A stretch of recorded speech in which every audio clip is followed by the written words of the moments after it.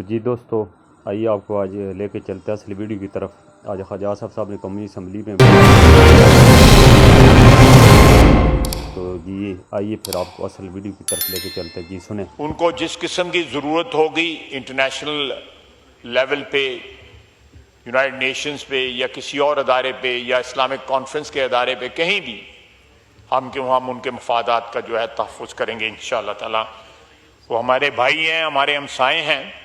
उनका दुख दर्द, उनकी खुशियाँ, उनका गम जो है हमारे साथ जो है मुश्तरक है। अल्लाह के फजल से पाकिस्तान एक अपने ट्रेडिशनल स्टैंड पे रोजे अव्वल से खड़ा है, मजबूती से खड़ा है कि हमने इजराइल की स्टेट को ना रिकग्नाइज किया, ना उसके साथ ताल्लुकात बनाए। पिछले चंद सालों में कोई ना कोई वहां पे पाकिस्तानी निजात या पाकिस्तानी ओरिजिन के लोग वहां पे गए और वो मीडिया ने उसको कवर किया। किस तरह गए, कौन उनको लेके गया, किसने उनको स्पॉन्सर किया, मैं उसकी तफसील में नहीं जाना चाहता। लेकिन ये बात अटल है कि ज़ायनिज़्म जो है वो सारी इस्लामी दुनिया का दुश्मन है। जो सेहूनी नजरिया या सेहूनी ताकतें जो हैं, मैं सारे यहूदियों को उसमें नहीं शामिल करना चाहता, क्योंकि बहुत से यहूदी जो है इस वक्त फ़लस्तीन की हमायत भी कर रहे हैं, वो सुलह भी चाहते हैं, वो एक ऐसे मुल्क की जो है बुनियाद भी डालने चाहते हैं जिसमें तमाम नेशनैलिटीज़ या कौमें जो हैं या मज़ाहिब के लोग जो हैं वो मिलके रह सकें।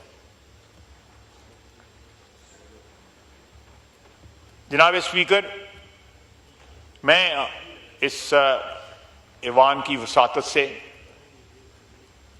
मुकम्मल यकजहती का इजहार हम करते हैं अपने ईरानी भाइयों के साथ, और इस आजमाइश की घड़ी में हम उनके साथ हैं, हर तरीके से उनके साथ हैं।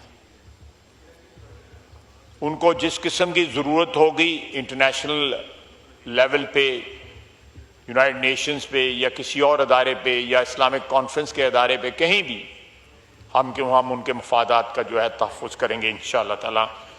वो हमारे भाई हैं, हमारे हमसाए हैं। उनका दुख दर्द, उनकी खुशियाँ, उनका गम जो है हमारे साथ जो है मुश्तरक है। जनाब आला, मैं आता हूँ फिर दोबारा। मैंने जिक्र किया बुनियान मरसूस का। बुनियान मरसूस का जो मार्का हुआ और जिस तरह पाकिस्तान को फतह हासिल हुई, उससे बहुत सारे, एक तो बैरूनी महाज पे हमें फ़वाइद हासिल हुए, कौम का इज्जत और वक़ार जो है वो बुलंद हुआ।